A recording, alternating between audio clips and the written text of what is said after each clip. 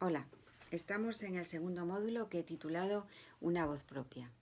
Lo más importante es entender que solo nosotros podemos contar lo que queremos contar o lo que tenemos que contar. Si lo cuenta otro, la historia es totalmente diferente. El buen narrador es único, no utiliza la voz de otro. Si hacéis la prueba de ir a algunas librerías y abrir libros, os encontraréis con que la mayoría tienen el mismo narrador. Un narrador estándar, podríamos decir. Eso quiere decir que ese autor está utilizando el narrador de otro y no tiene una voz propia.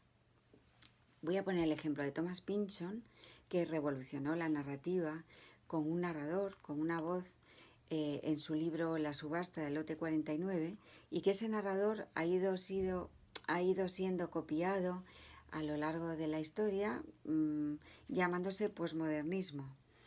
Esos libros pues no tienen la fuerza que tenía el primero, donde Thomas Pynchon encontró esa voz. Pero veremos más este tema a lo largo del módulo. El narrador tiene que ver con lo que quieres contar. Sería ridículo que alguien nos parara en la calle y se pusiera a contarnos algo con el estilo del Gran Wyoming. Creeríamos que está loco, pero sobre todo perdería su credibilidad, porque no sería una voz auténtica. Lo que está en juego cuando hablamos de esto es la autenticidad. Lo que está en juego es la autenticidad, porque una voz creíble es una voz única, que se está contando a sí misma mientras nos cuenta una historia.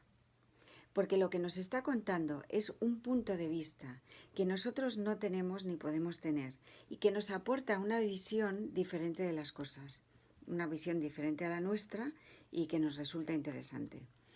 Suponemos que el texto de una experiencia que me ha cambiado la vida debería estar escrito con una voz propia, porque se trata de transmitir eso que hemos vivido. ¿Por qué ha tenido tanto éxito el diario de Ana Frank si ni siquiera tiene una intención literaria? Es decir, Ana Frank no lo estaba escribiendo como una novela, como una forma narrativa, sino quería contar lo que estaba viviendo desde su propia perspectiva. Tiene 14 años, es inteligente, está encerrada, tiene la esperanza de seguir viviendo, tiene que recordar lo que ha vivido. Imaginaos que quisiera ser literaria y utilizase la voz de Jane Austen, por ejemplo. Estaría falseando lo que nos quiere contar. Nunca llegaría a nosotros lo que está viviendo. Lo estaría adaptando, eso que está contando, a una forma de ver el mundo, la de Jane Austen, que no se corresponde en absoluto con la peculiaridad de la vivencia.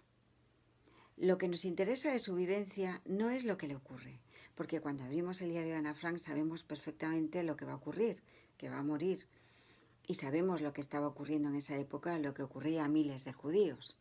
Es decir, cuando cogemos el libro, de hecho, ya sabemos cómo termina. Nos interesa exactamente cómo lo ha vivido. Ana Frank, en concreto, cómo lo ha vivido desde su sensibilidad, que fue capaz de plantearse el sentido de lo que le estaba ocurriendo. Si cogemos un texto bestseller fabricado para entretener, como 50 sombras de Grey, por ejemplo, vemos que el uso del lenguaje es estándar. En lo que cuenta no hay una voz. Al comienzo del libro la protagonista se dice a sí misma algo como me miro en el espejo. ¿Quién se dice a sí mismo me miro en el espejo? Cualquiera podría contar de esa manera que ni siquiera es real. Cualquiera no interesado en transmitirnos una experiencia. Muchas veces, en un contexto donde están varias personas, preferimos que nos cuente una de ellas y no la otra. Esperando estamos a veces que nos llame fulanito y me lo cuente. ¿Por qué? Porque me gusta su voz, su manera de contarlo, su punto de vista sobre el mundo. En los años 20, por ejemplo, bueno, yo que soy gallega pongo el ejemplo, había una moda de escritores de ponerse un mote a lo que escribían. Entonces estaba Ben Chosei, que era bien te lo sé, y había Seicho Ben, lo sé bien. Este sobrenombre era en el fondo una metáfora que describía el punto de vista desde el que escribían. Tú sabías que ante Ben Chosei iba a ser irónica la escritura.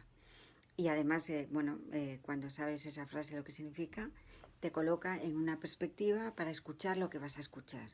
Ahora mismo eso se está utilizando en Twitter, lo hacen algunos tuiteros. Si Cervantes hubiera escrito el Quijote desde otro punto de vista, desde un viaje donde quisiera mostrar las beldades de la Mancha, la voz sería completamente diferente. Como quiere criticar esa estructura social y a su vez salvar a sus personajes, utiliza la ironía. Su punto de vista es irónico. En lugar de decir, en un lugar de la Mancha de cuyo nombre no quiero acordarme porque no tiene importancia en realidad, habría escrito, en la mota del Marqués, un lugar de tierra roja. Tendréis que reflexionar en este ejercicio sobre vuestro punto de vista. Para que haya autenticidad no puede haber una intención estética superficial. Esto es fundamental. Explico esto. La belleza literaria justamente aparece en la autenticidad. Esta pequeña enseñanza es fundamental a la hora de escribir y es algo que está muy claro pero que muchas veces no se tiene en cuenta. En el módulo anterior hablábamos de la pasión de narrar. Hablábamos ahora de la autenticidad, de la falta de intención estética de hacer algo bonito. Volveremos a tratar este tema más tarde. Ya en estos momentos, desde ahora mismo, prohibimos hacer textos bonitos. No se puede dar por hecho la relación entre las palabras y la belleza. En un lugar de la Mancha, de cuyo nombre no quiero acordarme, tiene una intención, pero no es la de agradar.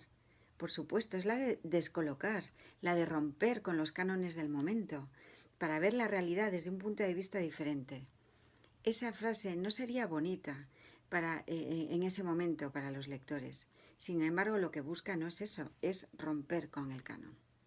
Si pensamos en un buen narrador, y todos conocemos alguno, vemos que es alguien que de verdad quiere contar algo, que necesita contar, y sabemos que nos lo va a contar de una forma única. Ninguna otra persona lo contaría igual. Él tiene una voz propia que viene de su punto de vista sobre el mundo que vive y nos lo va a contar de tal manera que va a hacernos entrar en lo que cuenta, en la historia, hasta el punto de afectarnos emocionalmente y nos va a transformar. Cuando le digamos adiós en la calle con nuestra bolsa del supermercado en la mano, seguiremos caminando, pero habremos colocado en un sitio diferente al que estábamos antes la conversación que acabamos de oír. Iremos rumiando lo que nos han contado, lo iremos relacionando con nuestra propia vida, con nuestra intimidad. Por eso es tan importante un buen narrador. En el Gran Gatsby, el narrador no es Gatsby. ¿Por qué? Porque este es un personaje que tiene dificultades para aceptarse a sí mismo, aceptar su pasado, y entonces no lo vas a hacer que se cuente a sí mismo de forma natural cuando tiene esa dificultad. Por eso es muy, muy importante que sea otro el que nos cuente a Gatsby, y ese otro que le interesa a Gatsby, obviamente, le interesa porque él tiene algo de Gatsby dentro o tiene algún problema que se relaciona con Gatsby. Es decir, el narrador es alguien interesado en eso que está contando. Trataremos con detenimiento este libro, El Gran Gatsby, en este módulo. Lo importante en el trabajo de esta semana será hacernos conscientes de la necesidad de tener que contar, de la necesidad de una voz propia. Esta voz hay que descubrirla. No hay ninguna receta para encontrar la voz propia. Ese es el objetivo principal, yo creo, de cualquier taller de creación literaria. Es difícil de conseguir porque no hay esa receta, pero aprendiendo a reconocer las voces de otros, las voces propias de otros, entendiendo los mecanismos de la narración, podemos hacer una introspección para encontrar nuestra propia voz. Ese es el tema de hoy.